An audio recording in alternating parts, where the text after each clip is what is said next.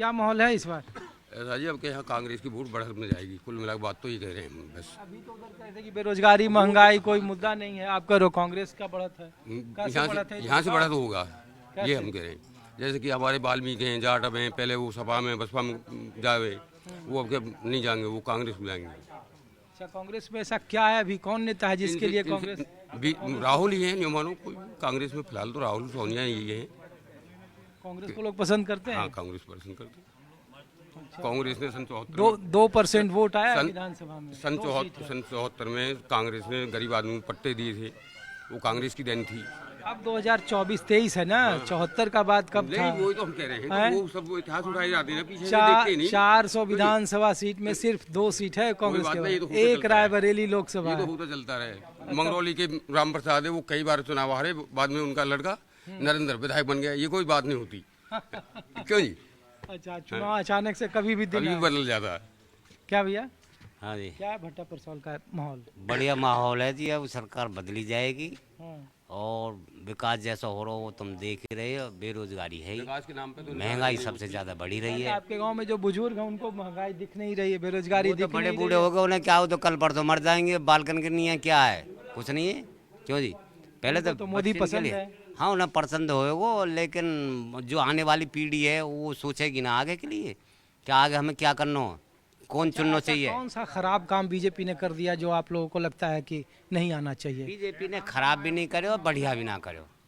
बढ़िया नहीं किया। हाँ, जो नई पीढ़ी है ना, नई पीढ़ी जो भाग दौड़ कर रहे हैं, बच्चे भाग रहे हैं, दौड़ रहे हैं, और फिर के 4 साल ले आए और फिर के भर्ती नहीं निकल रही।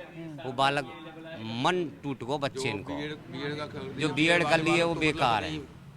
हाँ जी, अब तुम एक बात हो, तुम अब यहाँ काम करने आए हो, अभी हम मीडिया में आए हो, गए मीडिया में बात करेंगे और बाद यहाँ ना मिलते आदमी तो तुम्हारा मन उदास हो जाता ना, हो जाता। तो बीजेपी ने वही किया है। हाँ, तो वही करे, बच्चे इनको साहस बिल्कुल तोड़ दियो बालकन को। भट्टा परसौल में न्यूज़ 24 है। 2024 के लोकसभा चुनाव में आम मतदाता क्या सोचते हैं, ग्रामीणों को कितना एतबार है दलों की द्वारा दी गई दलीलों पर, ग्राउंड पर न्यूज़ 24 है, आम लोगों के बीच में है, परसौल गांव में है और वहां के निवासियों के साथ है। उनसे बात करते हैं। सर, 2024 में, चूंकि 2011 में भट्टा परसौल में बड़ा राजनीतिक आंदोलन हुआ जमीन अधिग्रहण को लेकर, राहुल गांधी उस समय बड़ा सुर्खियों में आए, देश के मानचित्र पर आ गया भट्टा परसौल। अब 2024 साल दूसरा है, क्या माहौल है, किस तरीके की हवा है? देखिए, 2011 में जो माहौल बना था उस टाइम, उस आंदोलन ने इस देश की दशा ही बदल दी, कानून व्यवस्था को बदल दिया। ख़ास तौर से जो ज़मीन अधिग्रहण का नियम था वो पूरी तरह बदल गया उसके बाद। और जहाँ तक 2024 की बात है, 10 साल इस सरकार को वैसे होने जा रहे हैं, जहाँ तक है 9 साल तो हो ही चुके हैं, अगले साल इलेक्शन भी है। तो जहाँ तक है कुछ मुद्दे हैं, जैसे इस गवर्नमेंट ने बहुत अच्छे काम भी किए हैं, जैसे रोड है, इंफ्रास्ट्रक्चर है, उसमें बहुत काम हुआ है। लेकिन जो क्या बोलते हैं, बेरोजगारी है नहीं, ये सबसे बड़ा मुद्दा है किसानों के सामने। जैसे भर्तियों के मुद्दे हैं, बेरोजगारी है, महंगाई है, ये बहुत बड़े मुद्दे हैं जिनके पीछे पब्लिक को सोचना चाहिए। बाकी तो सरकार ने जहाँ तक समझ है कि ठीक से ही काम किया है, मोदी जी के नेतृत्व में, मतलब सरकार ने ठीक काम किया है। अच्छा, राहुल गांधी के भविष्य को, कांग्रेस के भविष्य को कैसे देख रहे हैं जब दो तरफा मुकाबले की बात आ रही है? चूँकि बसपा भी इधर का एक बड़ा फैक्टर रहा है। ये पूरा इलाका, जब बसपा के मुख्यमंत्री थी मायावती जी, तो डेवलपमेंट का काम हुआ।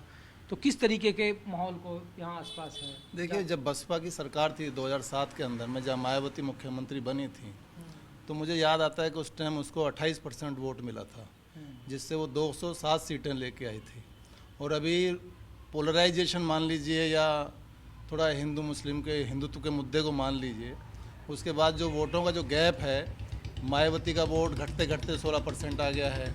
जो लास्ट इलेक्शन हुए थे विधानसभा के यहाँ, मुझे याद आता है कि उसमें 41% बीजेपी को मिला था और शायद 36% समाजवादी पार्टी को मिला था। 2024 को कैसे देख रहे हैं? 2024 में ऐसा लगता है कि आएगी तो मोदी सरकार, लेकिन कंपटीशन बहुत टफ रहेगा। जैसे पहले आए हैं जिस स्विंग में, उस स्विंग में नहीं आ पाएंगे, ऐसा लगता है। क्या माहौल है तब? देखो जी, हमें माहौल नहीं पता ना। अरे वोट तो देते होगे ना? कर लो, इनसे ही बात कर लो हम तो। हैं? वोट तो देते होगे ना? जाटों का, कोई भी सरकार आ जाओ, किसानों ने तो खाने पे ही रहेगी। अरे लोग तो कहते हैं कि जाट जिधर सत्ता होता है उधर ही वोट देते हैं। क्यों? बीजेपी कहा कर रही है जमीन चलेगी, अब किसान भूमिहीन ना होगे, इनके बालकन न कौन लगा रहा है? बालकन के लिए नौकरी बोली कौन लगा? कोई सरकार आ जाओ वो अपना कानून जारी बदल के तैयार कर दे। तो बीजेपी तो बालकन को नौकरी लगा ही रही है। कहाँ लगा रही है बीजेपी नौकरी? तो कौन लगा रहा है अभी? नौकरी जो भी कोई वो आ जाएगी वो किसान नहीं खाएगी। नौकरी पे से बारे को कुछ ना कब है, काई पे कोई टैक्स है और काई पे कोई टैक्स, वो किसानन पे ही आएगा पर है। लोग पूछ रहे हैं कि परसौल के जाट किसके साथ हैं, जिधर सत्ता है उधर, या आरएलडी वाले जाट हैं? लोग तो ज़्यादातर बीजेपी के गए हैं। हाँ, और लोकदल वाले? लोक दल कहाँ, अब लोक दल रहे हो, लोक दल तो बेकल लियो पहले ही। बीजेपी के साथ आ रहा है। क्या सही बोल रहे हैं? आपने पूरा सवाल पूछे जब बताऊं ना। मैं पूछ रहा हूँ कि 2024 में माहौल क्या है? परसौल में जाट बहुल गांव है, जाटों का विश्वास किसके साथ है? सत्ताधारी जाट हैं या फिर आरएलडी वाले जाट हैं, या एंटी मोदी जाट हैं, किसान वाले जाट हैं? देखो आरएलडी वाले भी जाट हैं और बीजेपी वाले भी हैं। अच्छा, इन्होंने अभी 1.5 साल पहले 5 जजों की बेंच बिठा के उस कानून को दोबारा से रिवाइज करा दिया जजों के माध्यम से। उससे पहले 3 बार अध्यादेश भी लेकर आई, सेंटर में लेकर आई ना, उसे अपने पक्ष में करा गया और वो रिव्यू और डलवा दिए, यानी किसानों के बिल्कुल खिलाफ। आज की डेट में हाई कोर्ट से भी किसान हार चुके हैं और सुप्रीम कोर्ट से भी कोई उम्मीद नहीं। और हर किसान की एक नौकरी लगा दी, रात को सब पहरे पे रहे अपने खेत पे, सबकी नौकरी लगा दी है। आधार कार्ड ले गए, खाद मिल लो, यूरिया, डीएपी अभी मिलेगी ना, अभी डोलेंगे डीएपी की ना, वो ना मिलेगी।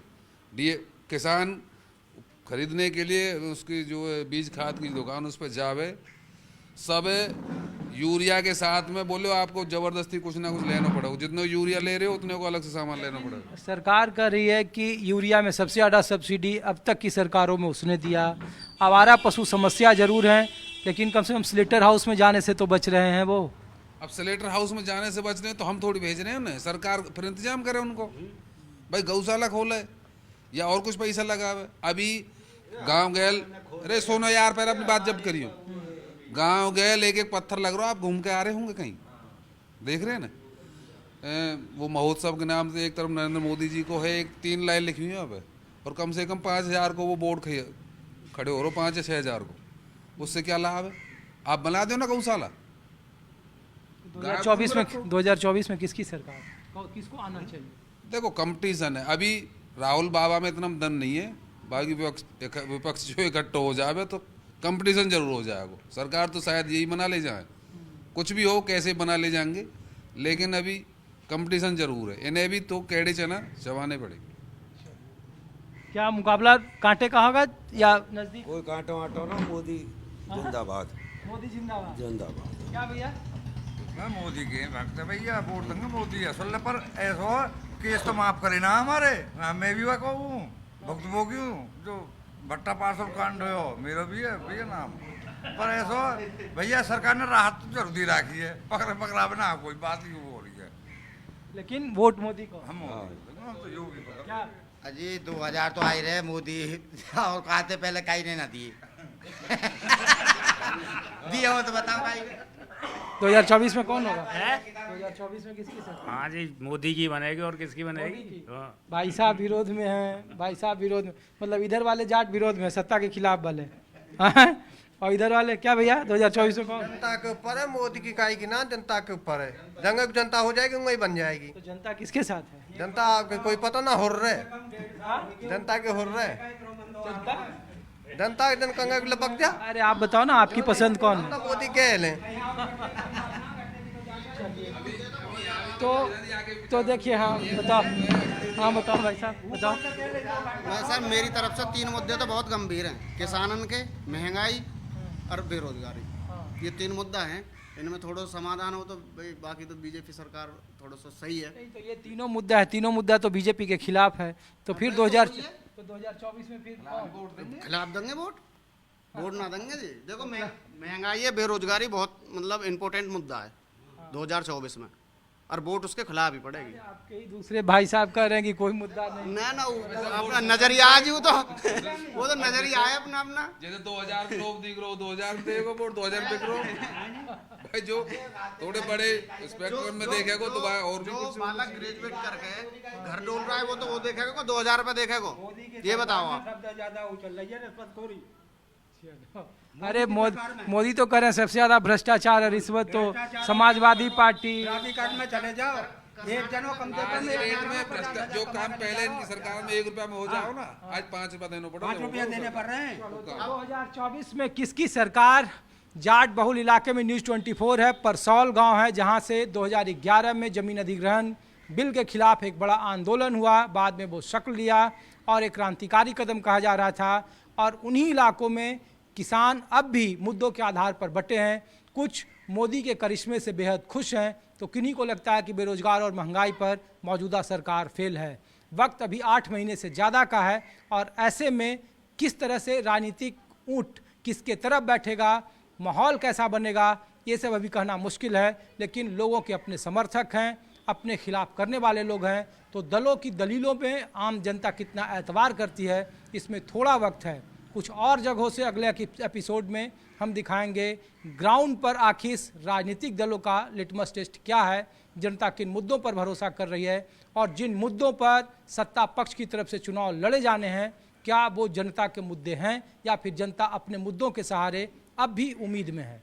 अपने सहयोगी संजय सिंह के साथ मैं ऋषिकेश कुमार को दीजिए इजाज़त। आप देखते रहिए न्यूज़ 24।